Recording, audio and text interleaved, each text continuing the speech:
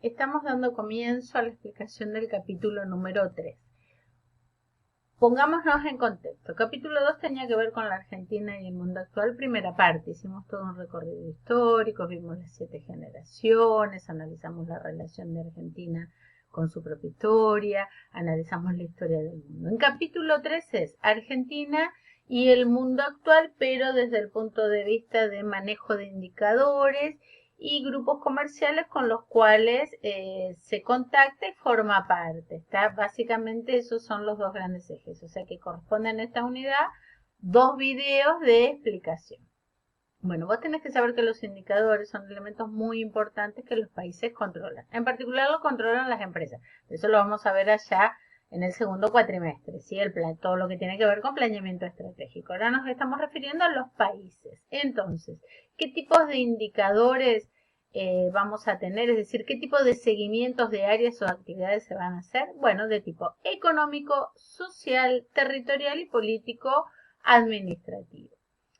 Se utilizan patrones de comparación para los países y estos patrones tienen que ver con el territorio, lo cual se les llama la dimensión física, la población o bien la dimensión humana, el Producto Bruto Interno, la principal magnitud macroeconómica de todos los países, que ya la vamos a definir, y el Producto Bruto Per Cápita y la distribución del ingreso. Ahí no vamos a andar tanto en distribución del ingreso con índice de Gini, coeficiente de Lorenz, porque sí lo vamos a estar viendo en otras unidades. Es decir, es una materia muy extensa donde vemos muchos conocimientos, ¿sí?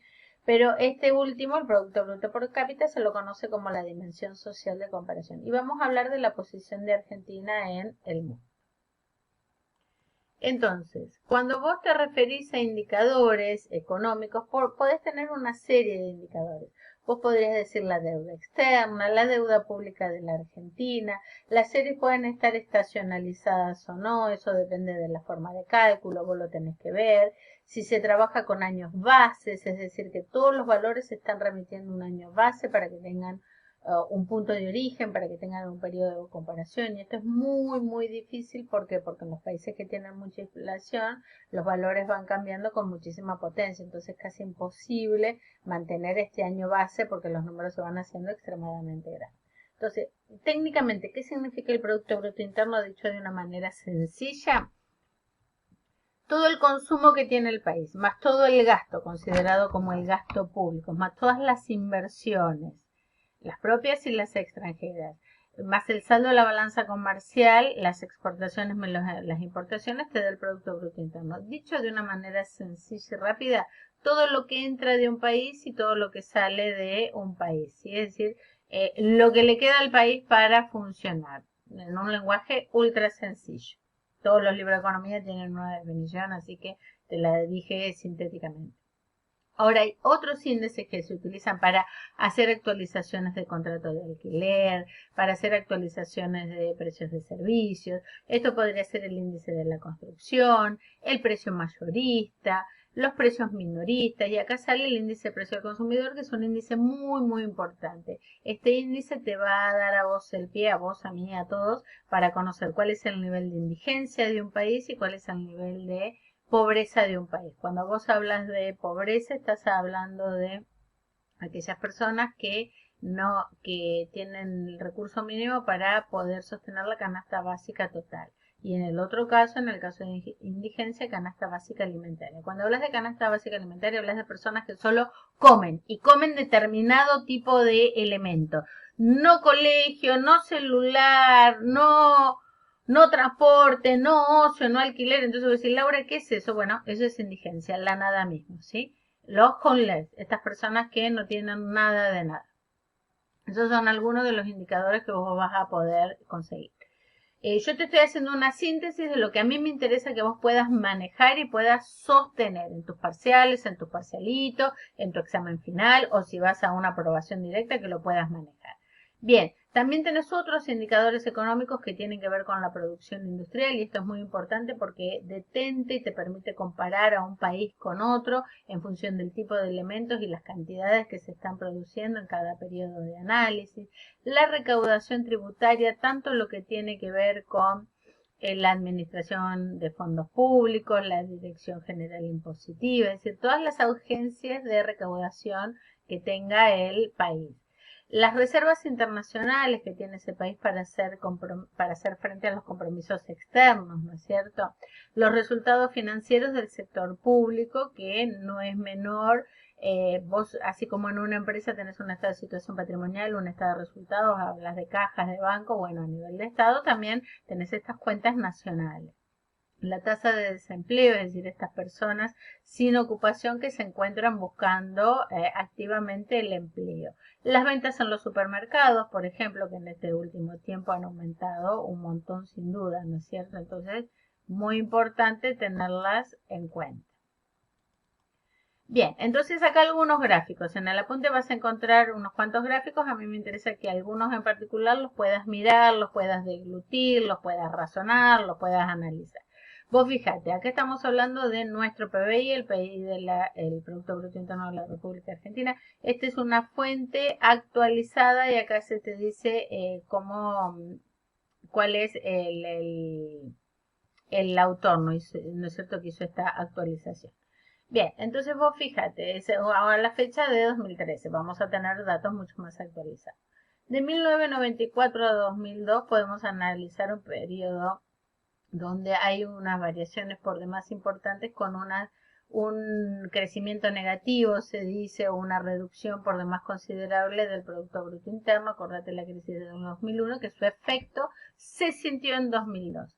Ahora bien, de 2004 a 2012, el cambio que se tuvo fue realmente increíble. Digamos, pasar de esta situación de 2002, de casi un menos 12%, a pasar a este crecimiento de un 8%, es impensado, es un milagro realmente lo que se pudo hacer a nivel macroeconómico. Es decir, que el Producto Bruto Interno mejoró considerablemente. Si vos tuvieras que dar alguna referencia de valores, estamos hablando de unos 542 millones de dólares, ¿sí? Pero fíjate que normalmente entre el Fondo Monetario Internacional y el Banco Mundial suele haber diferencias entre los valores. Entonces, en estos 541 millones y en este 545 millones. Por supuesto que no da lo mismo, pero son las diferencias en base a las tomas de datos que se tienen de las fuentes base. Ahora bien, para dar algo más actualizado, acá presentamos con el profesor Castañed, armamos los apuntes juntos, todo lo que tiene que ver con 2015 a 2020. Y fíjate las fluctuaciones. Tuvimos una suba para 2015, para 2016 una baja interesante, para 2017 volvimos a subir, para 2018 periodo de mucha inflación baja, 2019 baja, y acá se prevé que en el 2020 tengamos esta baja, por supuesto sin considerar este fenómeno que está sintiendo toda la humanidad, así que lamentablemente esta barra va a ser mucho más profunda y va a descender muchísimo más. Ahora bien, nosotros podemos ver por otro lado la evolución de 2019 del Producto Bruto Interno, estas subas. Vos sabés que a nivel macroeconómico los gráficos te están dando idea de la evolución de los fenómenos, en particular a todo nivel. Pero estas subas y continuas bajas realmente son complicadas y peligrosas para los países. Bien, también tenemos indicadores de tipo sociales, es decir, que reflejan de qué manera esa población está viviendo, es decir, qué crecimiento de población tenemos. ¿Cuál es la población total de un país? Que es uno de los principales indicadores que uno debería tener idea. ¿Cuál es la población en las zonas urbanas, en las zonas periféricas? ¿Cuál es la relación entre la población y el área cultivable? Nosotros sabemos que tenemos esa extensa Patagonia donde tenés tanto campo, en algunos casos productivos y en otros sin nada, digamos, aprovechable o aprovechado hasta el momento. ¿Qué tasa de fecundidad? ¿Qué cantidad de embarazos adolescentes? ¿Qué cantidad de partos atendidos por personal capacitado? ¿Qué cantidad de mortandad infantil? ¿Cuánto se gasta en educación primaria, secundaria? Son todos indicadores que muestran cómo está el pueblo, cómo está la sociedad, ¿sí? ¿Qué mortalidad tenemos de menores de 5 años? El consumo de energía. ¿Qué acceso a agua potable tiene? Yo te hice una selección de indicadores que me interesa que los conozcas y los tengas. Hay muchísimo material. la clase tiene el sentido de orientarte, de unirte a los materiales y que vos puedas ver hacia dónde estamos yendo, qué es lo que nos interesa. Así también por el otro lado, ahora empezamos con los indicadores políticos administrativos. En este caso, la dimensión física. Vos fíjate, Canadá, ¿sí? Estamos hablando de Rusia, te lo digo en general, ¿no? 17 millones de kilómetros cuadrados. Si pasamos Canadá, casi a la mitad está. 9 millones, 10 millones Canadá y Estados Unidos está ahí muy cerquita, 9 millones 800. China, 9 millones 500. Brasil, 8 millones y medio. Australia, 7 millones 700 mil. India, 3 millones, o sea, la diferencia entre Australia e India, fíjate, por demás considerable. Y Argentina es el octavo país en el mundo. Esta dimensión es importante, es el país más grande de Hispanoamérica. Esta es una de las dimensiones que se toman en cuenta, el territorio de los países. Por supuesto que la otra dimensión es la dimensión humana. Acá se te presentan los países, los 10 países más poblados del mundo. China con 1.370.000 habitantes, con 1.370 millones de habitantes, y India con 1.200, casi 1.300 millones. Vos fíjate la cantidad de habitantes que suman estos países, ¿sí? Son eje para lo que es la economía, es un lugar donde vos tenés consumidores, donde se puede vender, pero bueno, ahí está la integración en los espacios económicos y la importancia de comerciar, de vencer barreras, no es menor. Mira la diferencia de dimensión. Sí, Estados Unidos estamos hablando de 320 millones. O sea que de 1.300 millones, 1.200 millones pasamos a 320 millones. Indonesia, 255 millones. Brasil, 204 millones. Brasil es un país muy, muy importante a nivel poblacional. Es un mercado muy interesante. Pakistán, 191 millones. Nigeria, 185. Bangladesh, 158. Rusia, 144.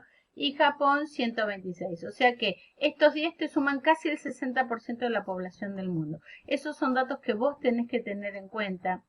Vos cuando quieras ver qué está pasando en el mundo, tenés que pensar qué están haciendo estos países porque son los que marcan tendencia, con sus realidades económicas, con sus realidades políticas, pero marca tendencia porque son los grandes mercados consumidores del mundo. No los únicos, pero muy importantes. Bien, y después tenés una serie de países, Japón, vos fíjate con su pequeño espacio, 126 millones, México 121 millones, es muy importante el mercado mexicano. Por eso cuando hay un efecto, como lo charlábamos en alguna clase del efecto tequila, cómo afectó al mundo, ¿sí? Ahora después lo vamos a charlar en otro material. Bien, y seguimos avanzando. Turquía 78, Reino Unido 64, Italia 61 y Argentina con 43 millones de habitantes. Es decir, vos vas viendo cómo va variando la población en los distintos países del mundo. Bueno, si volvemos de nuevo a la comparación de Argentina en el mundo, porque ese es el eje de esta unidad, a ver cómo Argentina está posicionada con el resto del mundo, por eso vos tenés que tener algunos datos. Si vamos a hablar de Producto Bruto Interno, nosotros vamos a definir en este caso que el billón van a ser los millones de millones. Es una definición, no todo, en todos lados se maneja igual. Entonces vos hablas que Estados Unidos tiene 20 billones de dólares y China para 2018 13 billones de dólares. Pues fíjate qué magnitudes, ¿sí? Cuando ya pasamos a Japón, a hablar de, estamos hablando de el cuarto de la capacidad de Estados Unidos. Y fíjate de qué manera empiezan a variar. Todo esto, repito, está expresado en millones de dólares. O sea que 20 billones de dólares. Empezamos a Italia, vos mirá la variación que tenés, por ejemplo, entre Japón y la variación que tenés con Italia, ¿sí? Indonesia, la relación entre Indonesia e Italia, que parece que son valores que vos decís, uy, la verdad que no los tenía en claro, ¿sí? De 20 billones pasamos a 1 billón, ¿sí? Entonces realmente hay muchísimas diferencias. Y ya después vamos a los países que salen de esta línea y están muy por debajo. Turquía, mira Suiza, el valor de Suiza, y Argentina, que estamos en los 625.000 millones, ¿sí? De dólares. También se te da el PBI del mundo. Y este es un dato muy actualizado a 2019. Desde la posición relativa de 21 pasó a la posición relativa de 28. Está con